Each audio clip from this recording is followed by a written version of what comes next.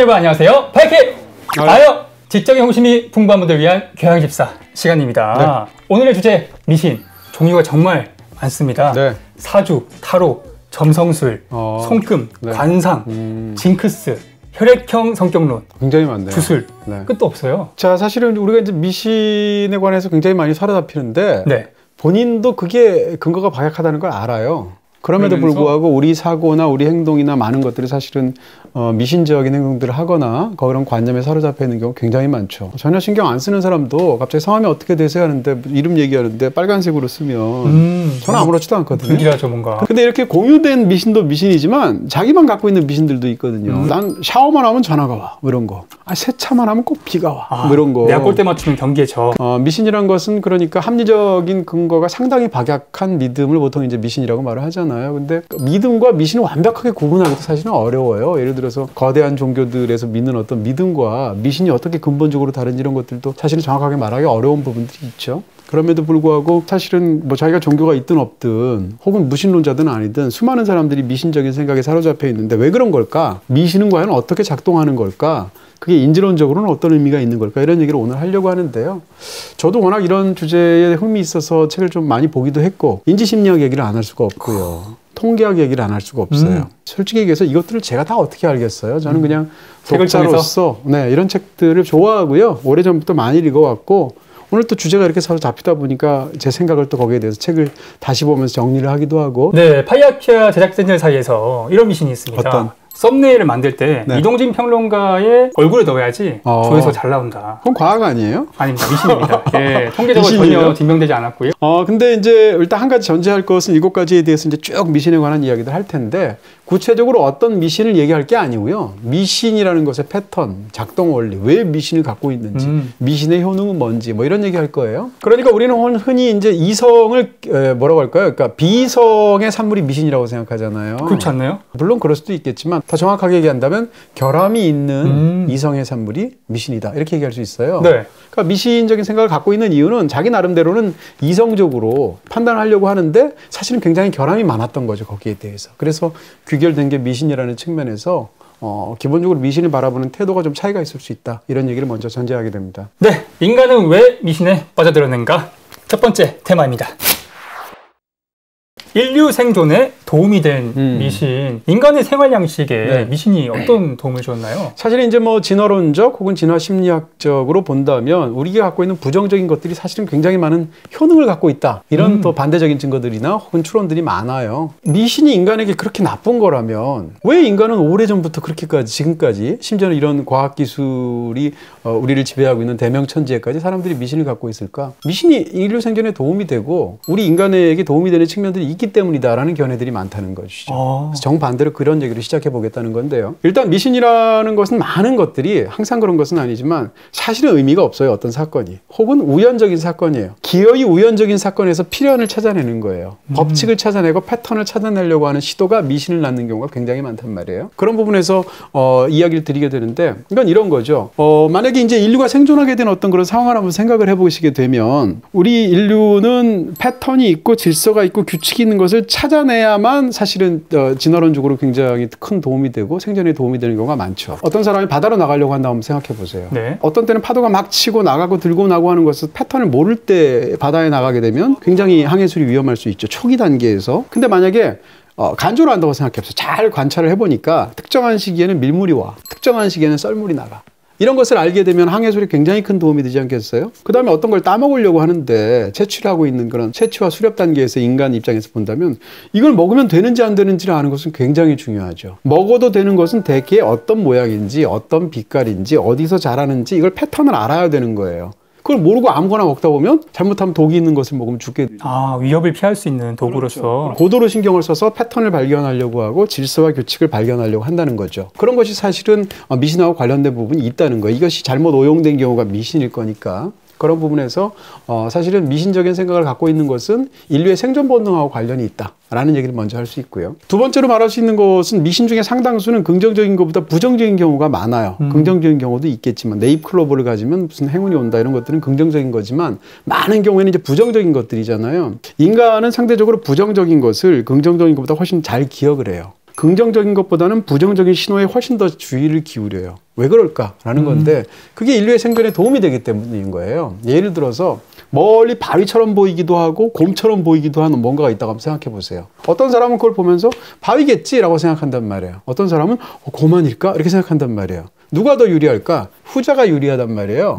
왜냐하면 전자인 사람은 멀리서 바위처럼 보이는 것이 사실은 곰이었는데 바위라고 생각하면 진짜 곰이었으면 어떻게 돼요?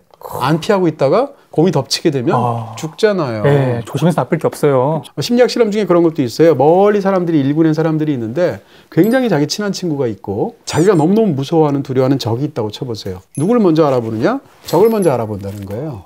인류가. 왜냐하면 부정적인 신호를 먼저 캐치를 해내야 살아남을 수 있으니까. 그런 부분에서 미신에서 왜 부정적인 것들에 관한 수많은 금기들과 이런 것들이 있는지 그 바탕을 진화론적으로 설명할 수 있다. 이런 얘기입니다. 미신이라는 것이 굉장히 이제 인간만의 어떤 특유한 현상으로 보이지만 사실은 굉장히 원초적이라는 거고 사실은 동물한테도 있다는 거예요. 동물이 미신을 믿어요? 네, 굉장히 유명한 어떤 그런 심리학 실험인데 스키너라는 이제 심리학사에 남는 굉장히 유명한 학자가 있잖아요. 근데 스키너의 비둘기 미신이라는 실험이 있어요. 비둘기를 이제 사육하고 있는데 비둘기에 특수한 어떤 먹이통을 주는데 이 먹이통을 15초마다 작은 먹이가 하나씩 들어가도록 제작을 해요. 15초마다 그냥 먹이를 주는 거예요, 이렇게. 그럼 비둘기 입장에서는 어떻게 할 것 같아요? 가만히 있다가 15초 만에 나오니까 한 번 먹고 기다렸다가 또 한 번 먹고 이렇게 될 것 같잖아요. 그렇게 하지 않고 대부분의 상당수의 비둘기들이 특정한 이상한 행동을 한다는 거예요. 예를 들면 첫 번째 음식이 나왔을 때 그것을 쪼아 먹었단 말이에요. 그 다음 15초까지 시간이 꽤 되잖아요. 그동안에 어떤 비둘기는 그 자리에서 원을 그리고 돌아요. 어떤 비둘기는 구석에 가서 머리를 박아요. 어떤 비둘기는 머리를 2번 까딱거려요. 이렇게. 그렇게 하면 먹이를 줄 거라고 생각하는 거군요. 그러고 나서 15초의 음식이 나오잖아요. 네. 그럼 또 먹잖아요. 똑같은 행동을 반복해요. 비둘기마다. 왜 그럴까라는 거죠. 우연을 조건화하는 거예요. 우연을 조건화해서 사실은 자기가 머리를 앞으로 2번 까딱였다고 음식이 나오는 거하고는 아무 관련이 없잖아요. 그런데도 우연에 불과할 것으로 보이는 특정한 행동을 반복해요. 그렇게 해서 그 상황을 통제하려고 하는 것이고 자기가 그 다음부터는 어떻게 생각하게 되냐면 머리를 2번 까딱거리면 음식이 나온다라고 조건화해서 생각을 하게 되는 거죠. 이런 마음을 갖게 되는데 미신이잖아요. 네. 근데 비둘기는 그렇게 한단 말이에요. 근데 우리가 그런 행동 굉장히 많이 하거든요. 대표적으로 어떤 상황들을 보게 되냐면 이제 우리가 스포츠 스타들 같은 걸 생각하면 그런 경우들이 많은데 나달 같은 사람이 그렇잖아요. 라파엘 나달이라는 굉장히 유명한 이 사람이 이상한 어떤 그 리추얼 같은 행동을 하는 것으로 유명하잖아요. 대표적으로 항상 서브를 넣을 때마다 그 엉덩이 사이에 먹은 바지를 빼.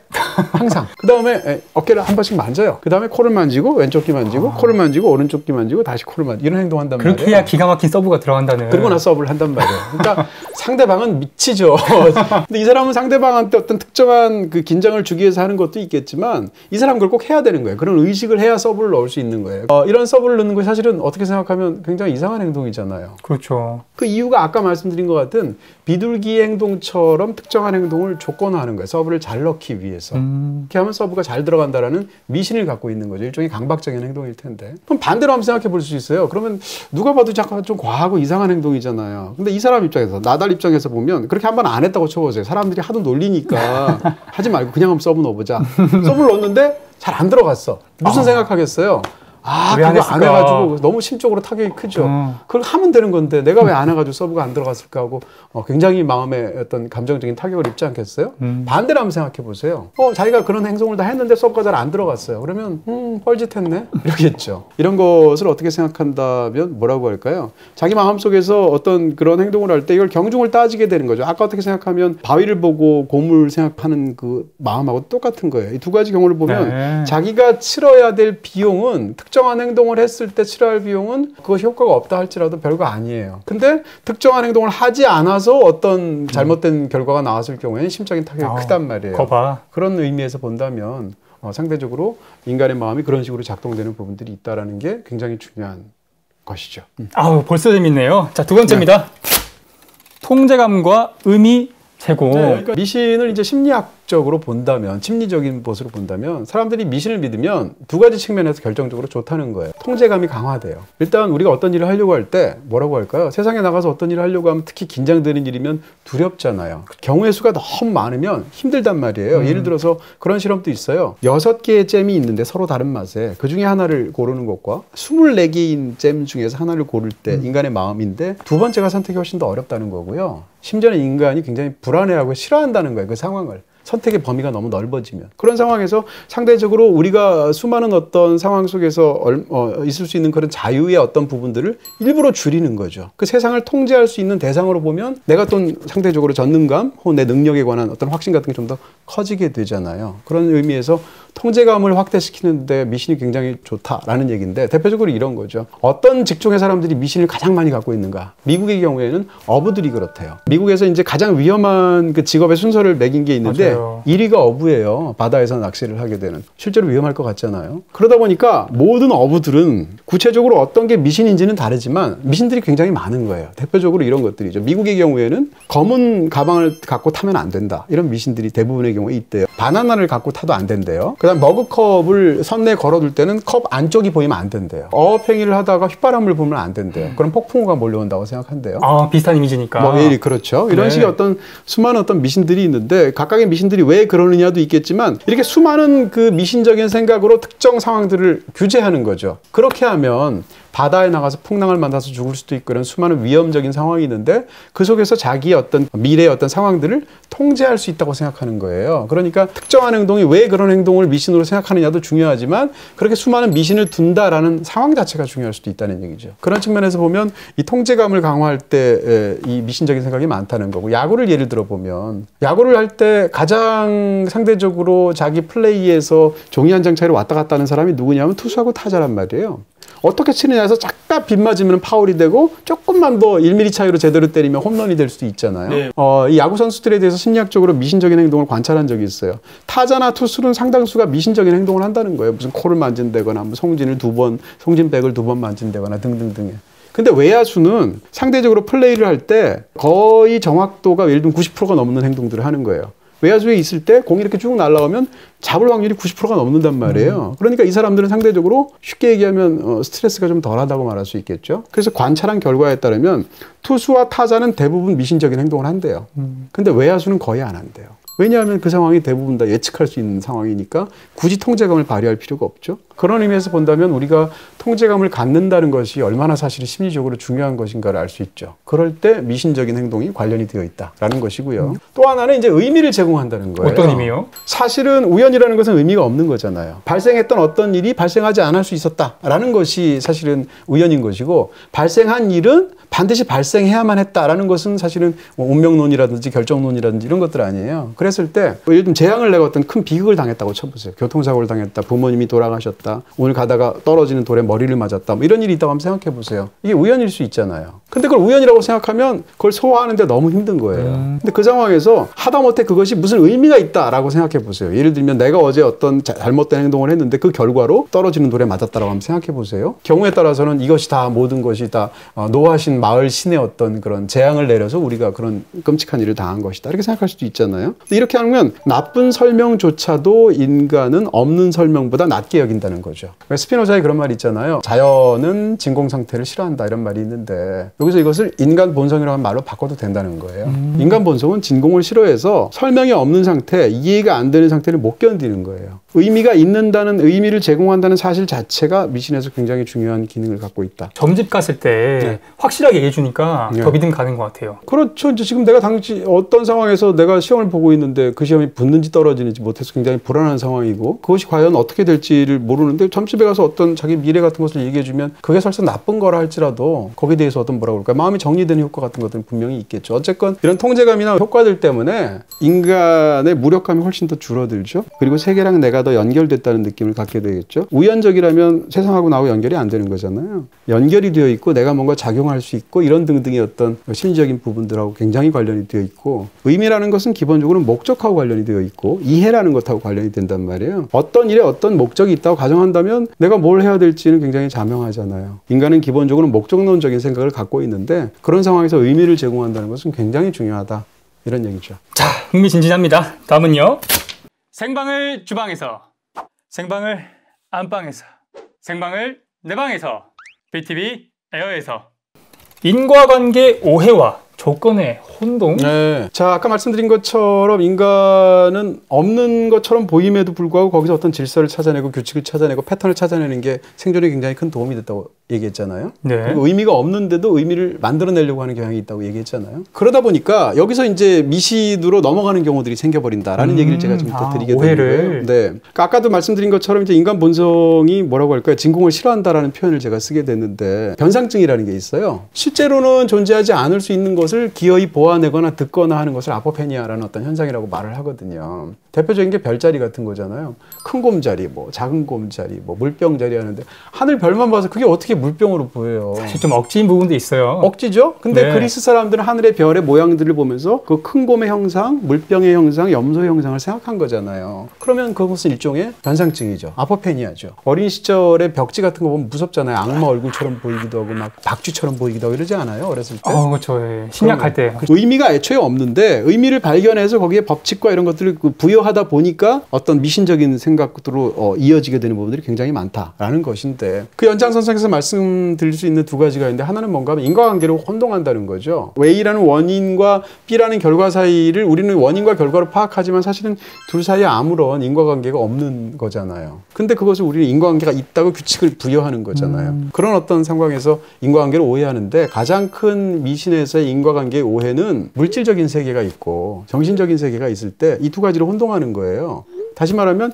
정신적인 세계에 물질적인 특징이 있다고 생각하는 것이고 물질적인 세계에 정신적인 특징이 있다고 생각하는 거죠. 근데 이게 인간이 이렇게 생각하는 게 뇌과학적으로 이유가 있대요. 인간은 일단 인지론, 인간이 뇌에서 어떤 정보를 파악할 때 추상적인 개념하고 물리적인 개념을 뇌가 혼동하는 경향이 있다는 거죠. 따뜻한 커피를 잔에 담아서 손에 이렇게 들게 하는 거예요. 이렇게. 그런 상황에서 어떤 특정한 사람을 낯선 사람을 만나요. 만나서 그 사람에 대해서 평가를 하게 해요. 자, 어떤 사람인 것 같아? 그러면 사람이 좀 별로 냉소적인 것 같고 안 좋은 것 같다. 이럴 수도 있고 사람 굉장히 괜찮은데 이렇게 말할 수도 있잖아요. 따뜻한 커피잔을 들고 있는 사람이 상대를 좋게 평가한대요. 근데 이것은 사실은 뇌가 착각하기 때문이거든요. 야, 소개팅할 때 꼭 따뜻한 거 드셔야 돼요. 예. 상대방 손에 쥐어줘야죠. 내가 드는 게 직접, 아니라. 예. 그래야 나를 좋게 볼 테니까.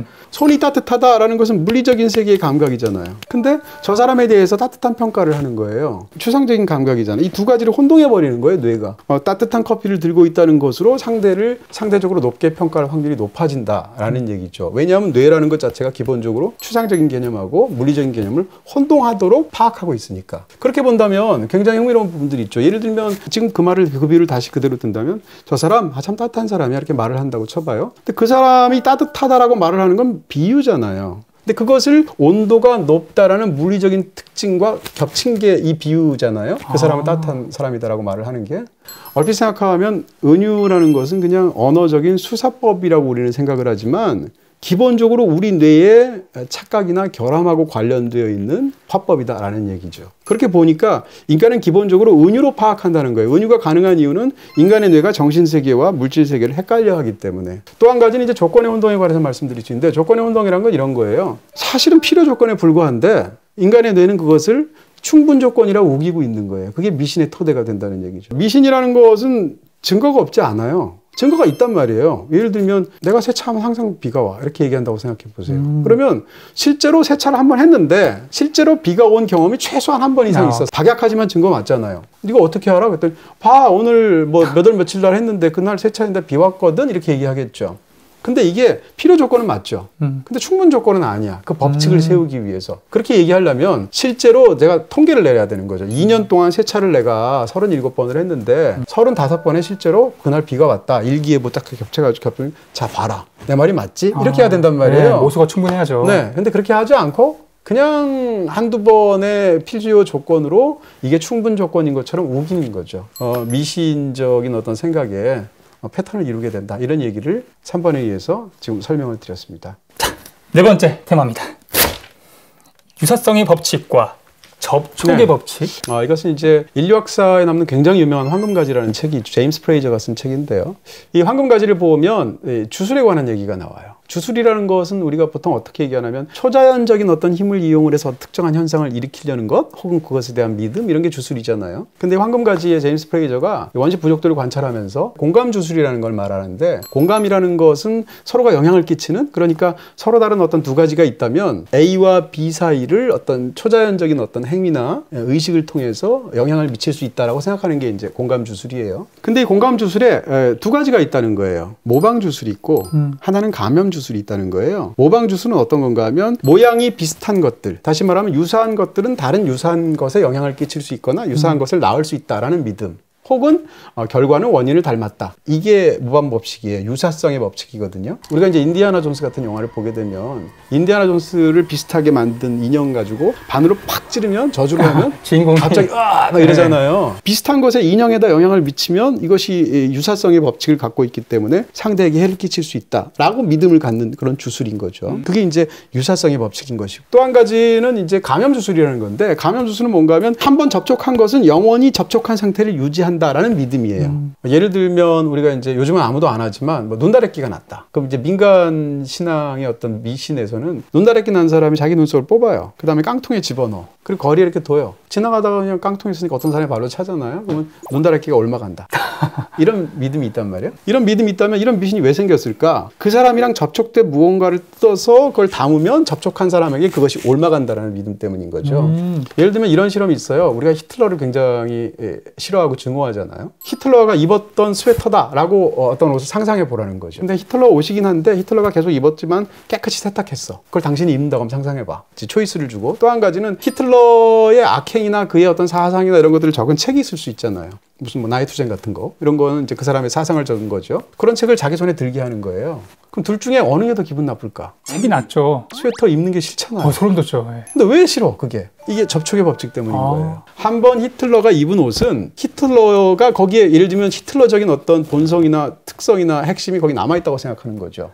이동진 평론가의 빨간 안경을 쓰면 영화를 깊이 이해할 수 있을 거다. 뭐 이런 건가요? 그럴 수 있죠.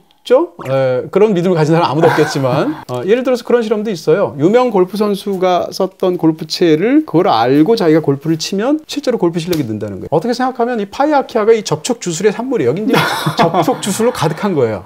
미신 신봉자시군요. 어떻게 보면 그럴 수 있어요. 이야기를 모으신다고 하시더니. 저는 완전히 유사성의 법칙과 접촉의 법칙의 화신이에요. 왜냐하면 레오스카락스 사인을 받을 때 제가 리무진에다 사인 받았잖아요. 왜 리무진을 갖고 왔겠어요? 그건 폴리모터스의 리무진이 나오니까 유사성의 법칙이잖아요. 그 다음에 접촉의 법칙이잖아요. 거기에 사인을 하면 이게 바로 레오스카락스님이 사인한 이거잖아요. 이런 식의 생각들 자체가 기본적으로 미신의 작동되는 어떤 그런 방식이다. 유사성의 법칙과 접촉의 법칙이라는 것은 사실은 주술적인 사고, 미신적인 사고에서 굉장히 중요한 어떤 핵심들을 이루고 있다. 이렇게 얘기할 수 있죠. 자, 이제 5, 6, 7 세 가지는 뭐라고 할까요? 이제 사람이 그러면 왜 미신의 생각을 갖게 되는가? 무엇이 잘못돼서? 라는 부분에 대한 설명드립니다. 하나씩 보도록 하겠습니다. 네. 동일 사건이 연속으로 일어날 때. 네.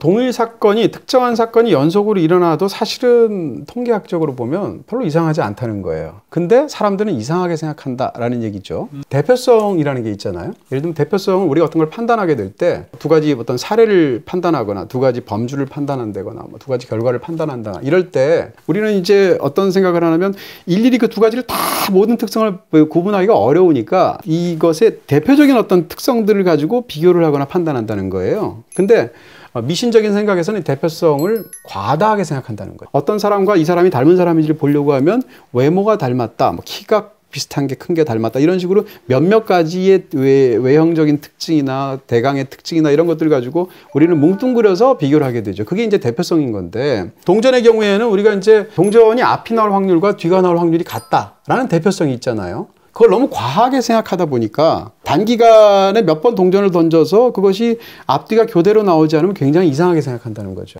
우리는 기본적으로 동전 던지기라면 앞에 앞면이 나오면 그 다음 던질 때는 뒷면을 나올 확률이 조금 더 높다고 생각하는 경향이 있어요. 근데 그게 알고 보니까 리셋이 되는 거군요. 앞에 던진 동전의 결과가 뒤에 던진 동전의 결과에 영향을 미치지 않잖아요. 독립적인 사건들이잖아요. 네. 근데 영향을 미친다고 생각을 한단 말이에요. 이게 이제 뭐 통계학에서는 이제 큰 수의 법칙이라고 얘기를 하는데, 대수의 법칙이라고 얘기하는데, 동전을 던졌을 때 앞면이 나온 횟수와 뒷면이 나온 횟수는 많이 던지면 많이 던질수록 각각의 50%에 수렴하겠죠. 예를 들면 동전을 10,000번 던지면 실제로 5,000번까지는 아니더라도 뭐 4,997번인데 5,003번 이렇게 되는 거죠. 네. 큰 수의 법칙에 따라서 통계적으로 어떤 것을 계속 반복하면 그것이 정확하게 반반씩에 수렴하지만, 단기간으로 짧게 본다면 특정한 상황에서 앞면이 계속 나오거나 뒷면이 계속 나오는 건 전혀 이상하지 않아. 동전을 4번 던진다고 생각해 보세요. 앞 혹은 뒤 이런 식으로 나오면 이상할 거 아니에요. 복권 사야죠. 근데 별로 안 이상해. 왜냐하면 2의 4승이니까 4, 4, 16, 16분의 1인데 앞 뒤니까 8분의 1의 확률로 그렇게 나온단 말이에요. 생각보다 높은 확률이네. 그렇게 생각한다면 사실은 이상한 확률이 아닌데 우리의 사고 속에서는 대표성을 과다하게 생각하기 때문에 동전은 반반 나온다라는 생각이 있기 때문에 그것이 매번 상황에서 그렇게 돼야 한다고 생각한다는 것이죠.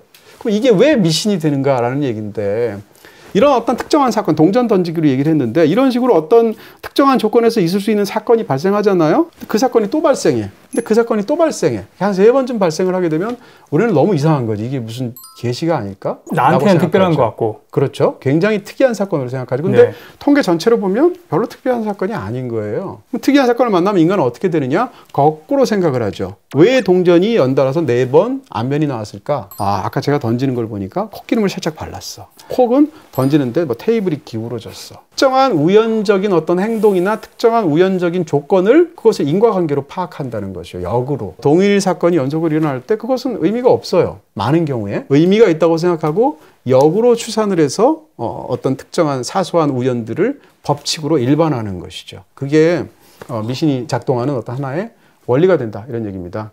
6번째입니다. 회귀 오류와 스포츠 잡지 미신. 자, 회귀 오류를 설명하려면 이제 이건 통계학 용어거든요. 통계학에 있는 말을 조금만 설명을 드릴게요. 평균 회귀 현상이라는 게 있어요. 수렴하는 2가지 변인이 있어요. 변인이 있는데 이 둘 사이에는 상관관계가 있어요. 무관하지 않아요. 근데 이 상관관계가 완전하진 않아요. 불완전해요. 그랬을 때 어떤 하나의 변인이 굉장히 특출난 아주 이상한 그 극단적인 어떤 그런 결과를 보이게 되면 나머지 하나는 상대적으로 좀 더 평균에 가까운 결과를 보인다라는 것이 이 평균 회귀의 현상이에요. 모의고사를 봐요, 만약에. 매달 3월, 4월 모의고사를 본다고 쳐봐요. 근데 공부 잘하는 아이가 시험을 쳐서 시험을 봤는데 워낙 특출나게 성적이 3월 달에 잘 나왔어. 그럼 이것을 2가지 경우를 비교할 수 있다는 거예요. 한 가지 경우는 뭔가 하면 너무나 탁월한 그런 학습 능력을 갖고 있는 아이가 사실은 우연적인 변수로부터 방해를 받았음에도 불구하고 실제로 특출난 성적을 냈을 확률. 특출나긴 하지만 공부를 잘하긴 하지만 그 정도는 아닌 아이가 우연적인 어떤 그런 변인들의 도움을 받아서 시험을 유달리 잘 봤을 확률. 통계적으로 본다면 당연히 후자일 확률이 높다는 거예요. 왜냐하면 애초에 워낙 별난 능력을 갖고 있는 학생이라는 것 자체가 통계적인 예외를 가정하는 것이니까 이걸 가정을 하게 되면 어떤 일이 벌어지냐면 3월 달에 시험을 워낙 특출나게 잘 본 적당히 똑똑한 학생이라면 4월 달에 시험을 보면 어떨까요? 이제 돌아오겠죠? 그렇겠죠. 그렇게 잘 볼 수는 없잖아. 왜냐하면 3월 달만큼 4월 달을 잘 보려면 그렇게 또 수많은 우연들이 모여서 너무 찍은 것도 잘 맞고 그날 아침도 잠도 잘 잤고 등등등이 다 맞아서 조건이 딱 떨어져야 4월이 그게 나오는 거잖아요. 근데 그것은 확률적으로 굉장히 어려운 확률이죠. 그러니까 통계적으로 굉장히 특출난 결과가 나왔으면 그 다음에 이어지는 것은 상대적으로 평균에 좀 더 가까운 그만큼 특출나지 않는 결과가 나올 확률이 높다라는 얘기가 이제 평균 회귀 효과라는 얘기예요. 부모님들은 더 기대할 텐데. 그렇겠죠. 그런 부분에서 본다면 인간의 뇌 자체가 이런 회귀 오류의 성향을 갖게 된다라는 거예요. 그것을 제대로 우리의 어떤 직관이 이해하지 못하고 인간은 어떻게 생각하나 하면 실제로 3월 달에 특출난 성적을 받게 되면 그것이 우연의 결과로 도움을 받았음에도 불구하고 4월 달에도 이어진다고 생각하죠. 그럼 실제로는 어떤 일이 벌어지느냐? 떨어지겠죠. 그럼 어떻게 되나? 실망하겠죠. 이런 얘기예요. 스포츠 잡지 미신이라는 얘기를 하게 되는데 스포츠 일러스트레이티드라는 유명한 잡지가 있잖아요. 미국에. 이 잡지에 어떤 미신이 있어요. 그 잡지의 표지 모델로 선정이 되면 갑자기 성적이 떨어진다. 혹은 더 이상 좋은 성적을 낼 수 없다. 이런 미신이 있단 말이에요. 미국에서 굉장히 유명한 스포츠 잡지고 표지 모델로 나가면 영광이잖아요. 근데 실제로 선수들이 한동안 70년대, 80년대에 표지 모델로 선정돼서 집중 인터뷰 하시고 사진 찍으시죠 하면 많은 사람들이 싫어했대요. 이것이 내 운의 끝이 될까 봐. 근데 그것이 왜 그랬을까를 한번 생각해 본다는 거예요. 회귀 오류랑 관련이 있다는 얘기인데 스포츠 일러스트레이티드의 표지 모델로 나올 정도면 그 사람은 어떻게 했어요? 유달리 성적이 너무 잘 나왔을 거 아니에요. 뭐 갑자기 무슨 홈런을 연달아서 엄청나게 친다거나 무슨 뛰었는데 100m 신기록을 낸다거나 이랬으니까 뭐 표지 모델이 되지 않았겠어요? 표지 모델이 된 사람이 표지 모델이 돼서 인터뷰를 하고 사진을 찍었어요. 그럼 책을 내면 한 달쯤 지나고 뭐 이렇게 되겠죠. 그러면 책이 나온 다음에 특출난 성적을 계속 유지하는 게 가능하겠어요? 가능할 수는 있겠지만 확률적으로 굉장히 적겠죠. 왜냐하면 아까 말씀드린 평균 회귀 현상 때문에 그런 것이죠. 그럼 사람들 입장에서는 아니 표지 모델로 나가서 하니까 성적이 떨어지네? 라고 생각하는 거죠. 이것은 그냥 자연스러운 걸 수도 있지만 인간의 뇌는 그걸 받아들이기가 어려워요. 그러니까 왜 그랬을까 생각하는 거죠. 내가 성적이 왜 떨어졌을까? 가만히 있어봐. 지난달에 내가 스포츠 일러스트레이티드의 표지 모델로 나왔네? 거기 나오면 떨어진다는 말이 있잖아? 정말이네? 이렇게 생각하게 되는 것이죠. 이 교육학에서도 그런 얘기를 많이 하게 돼요. 교육학에서 어떤 아이가 공부를 잘했을 때 칭찬해줘요. 혹은 어떤 아이가 공부를 못했을 때 벌을 줘요. 둘 중에 어느 게 더 효과가 있냐? 라고 얘기를 한다면 교육학자들은 거의 대부분 전자가 효과가 있다고 생각해요. 근데 사람들은 어떻게 생각하느냐? 벌을 주는 게 더 효과가 있다고 생각해요. 왜 그런가? 라는 건데 역시 회귀 오류로 설명할 수 있다는 얘기입니다. 어떤 아이가 칭찬해줄 정도로 성적이 좋아요. 그럼 부모 입장에서는 어떻게 해요? 보상을 하게 되죠. 근데 칭찬해줄 보상을 선물을 줄 정도로 유달리 성적을 이번에 잘 받았어. 라고 한다면 아까 내가 말씀드린 평균 회귀 현상에 따르면 다음 달에 성적이 떨어질 확률이 높겠어요? 유지가 되거나 더 올라갈 확률이 높겠어요? 떨어지겠네요. 당연히 그 다음에는 떨어지지 않겠어요? 다 그런 건 아니지만 부모는 어떻게 생각하냐면 이것이 이런 통계적인 혹은 이 사건들 사이에서 어떤 그런 관계가 이렇게 파악하지 않고 내가 보상을 해줬더니 효과는 하나도 없고 오히려 아이가 태만해져서 성적이 떨어지네? 이렇게 생각한다는 거죠. 반대의 경우를 한번 생각해 보세요. 아이가 유달리 성적이 나빴어요. 부모가 못 참고 어떻게 하겠어요? 체벌을 한다든지 아니면 무슨 핸드폰을 뺏는다든지 무슨 제재를 가하겠죠? 근데 제재를 안 가해도 얘는 유달리 성적이 나빴으면 이 통계적인 이유로 아까 말씀드린 이유 때문에 그 다음 시험에서는 이거보다는 올라가게 돼 있단 말이에요. 부모 입장에서 그렇게 생각하지 않고 어떻게 생각하냐면 내가 체벌을 가했더니 제재를 가했더니 애가 성적이 올라가네. 역시 제재를 하는 것이 효과가 있어. 이런 부분에서 사람들이 갖고 있는 어떤 교육학적인 미신 혹은 스포츠 잡지에 나오는 미신 이런 것들이 사실은 우연적인 사건에 불과한 통계적인 사실을 그것이 우연이 아닐 것이다라고 생각해서 예를 들면 사람이 태만했다든지 내가 그날 뭐 어떻게 했는데 뭐 특정한 행동을 했다든지 등등으로 생각해서 억지로 인과관계를 만들어내기 때문이다 라는 얘기입니다. 네, 마지막이죠. 기억의 편향성. 흔히 우리가 바이어스 꼈다 이런 얘기를 하죠. 네, 기억도 이제 편향적이죠. 쉽게 얘기하면 사람들이 이제 뭐라고 할까? 기억하고 싶어 하는 것만 기억한다? 혹은 뭐 보고 싶어 하는 것만 본다 이런 말들이 있잖아요. 확증 편향. 확증 편향이라는 것은 말씀하신 대로 자기가 어떤 믿음이나 가설이 있을 때 수많은 사례들이 있는데 분명히 거기에 배치되는 부딪히는 그런 사례도 있을 텐데 그런 건 다 무시하고 맞는 사례만 골라서 보려고 하는 경향. 이게 이제 확증 편향이잖아요. 근데 기억도 역시 이제 그렇다는 얘기인데 기억에 관해서 얘기할 때 이제 미신적인 사고의 연장선상으로 마지막으로 지금 제가 말씀을 드리는 건데 이런 겁니다. 그러니까 어떤 사람이 이제 어려서 이제 점을 보러 갔다고 한번 쳐보세요. 점을 보러 갔는데 당신은 결혼하면 쌍둥이를 낳을 것이야 라고 이제 예언을 했다고 쳐보세요. 세월이 흘렀어요. 한 10여 년, 20년 이렇게 지나서 결혼을 하고 아이를 낳았어요. 쌍둥이를 낳았어요. 만약에. 그러면 이 예언이 생각날까요? 안 생각날까요?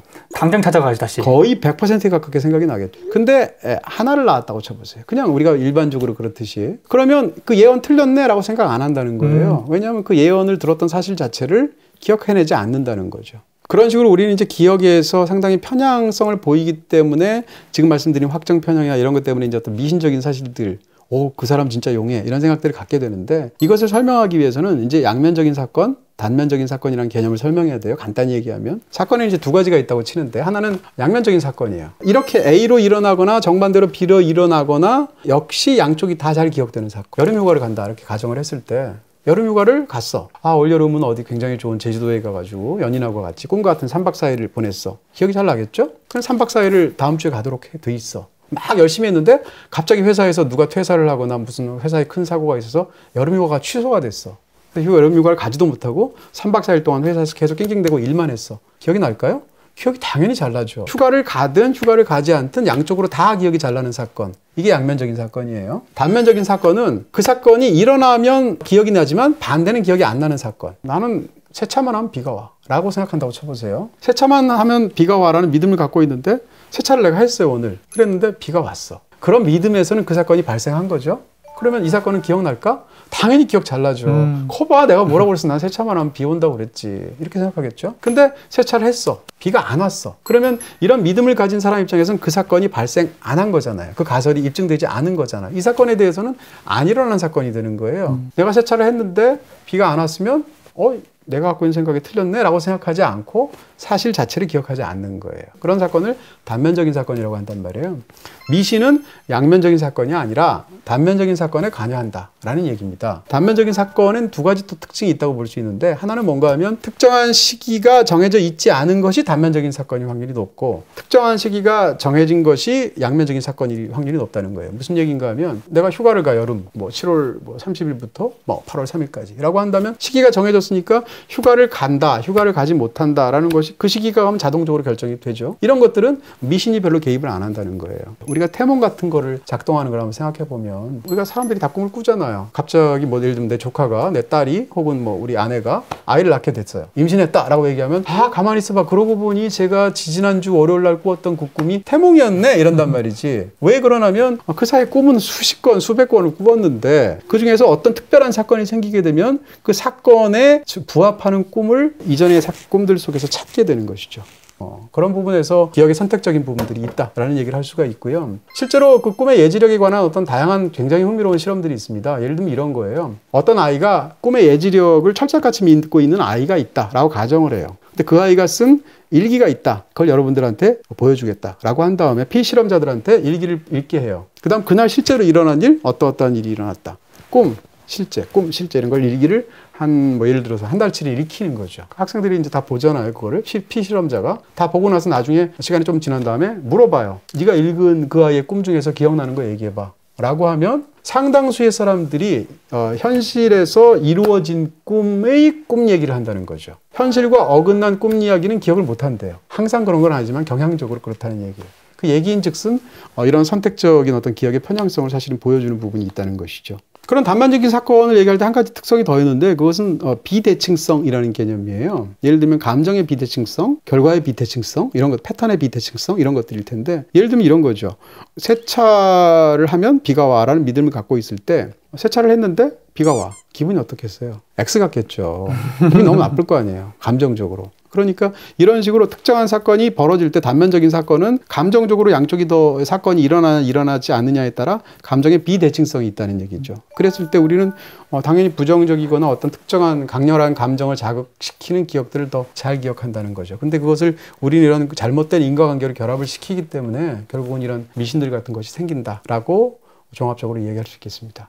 네, 사실은 오늘 얘기를 들으시면서 영화 많이 보신 분들이면 각각 사례들마다 떠오르는 그런 얘기들 굉장히 많지 않나? 이런 생각이 듭니다. 예를 들어서 무슨 파네미로 같은 거 보면 거기 맨드레이크라고 이제 아기하고 비슷하게 생긴 식물이 있잖아요. 네. 그러니까 유사성의 법칙에 따라서 그거를 아기한테, 태아한테 어떤 영향을 미치게 되는 그런 끔찍한 상황 같은 것이 영화에 등장한다든지. 네, 아까 말씀드린 대로 인디아나 존스에도 보시게 되면 인형을 통해서 저주를 걸 때 유사성의 법칙에 따라서 역시 또 그런 모방 주술을 향하는 그런 장면이 있었죠. 오늘 제가 이제 영화랑 관련해서 추천드리고 싶은 영화는 바로 Drag Me to Hell입니다. 공포 영화죠. 굉장히 재밌는 깔끔한 그래봤자 공포 영화지만 굉장히 재밌는 영화고요. Drag Me to Hell 보시게 되면 상대방이 입고 있는 코트에 단추를 가지고 저주를 거는 장면이 있는데 감염 주술, 접촉의 법칙하고도 관련이 있어요. 그 사람 옷이기 때문에 단추에다 저주를 걸면 그 사람에게 해가 간다 라는 어떤 그런 기본적인 미신적인 원리가 작동하는 것이죠. 네, 듣다 보니 저도 프로포즈 데이라는 영화가 생각이 나는데요. 네네. 아일랜드에는 4년에 한 번씩 윤달에 프로포즈를 하면 결혼이 잘 된다라는 미신이 있다고 해요. 아일랜드뿐만 아니라 유럽 전역에 있어요. 그래요? 네. 그리고 또 이제 상대적으로 옛날에는 남성들은 프로포즈를, 그러니까 왜냐하면 상대적으로 여성들의 지위가 낮도록 문화가 되어 있었으니까 남자들은 아무 때나 프로포즈 할 수 있지만 여자는 2월 29일만 제대로 할 수 있다라는 그런 풍습을 갖고 있는 미신도 있어요. 그런 식으로 해서 2월 29일은 4년에 한 번밖에 없으니까 그 연장선상에서 나온 영화가 아닌가 생각되네요. 네, 미신과 관련된 기분 좋은 영화로 추천드립니다. 네, 방금 추천드린 영화들은 모두 BTV에서 보실 수 있고요. 여러분만의 미신이 있다고 하시면 댓글을 통해 달아주시면 재밌을 것 같습니다. 네, 다음 시간에 뵙겠습니다. 파이크타임, 파이야. 제가 영화를 다 챙겨볼 수 있었던 비결은 바로 플레이챗. 회사의 모니터도 펜션 구형 TV도 모두 스마트이죠. 통합 검색부터 시청까지 플레이챗 하나로. 홍현민이죠? 네. 회사에서 뭐해? 아닙니다, 팀장님. 어?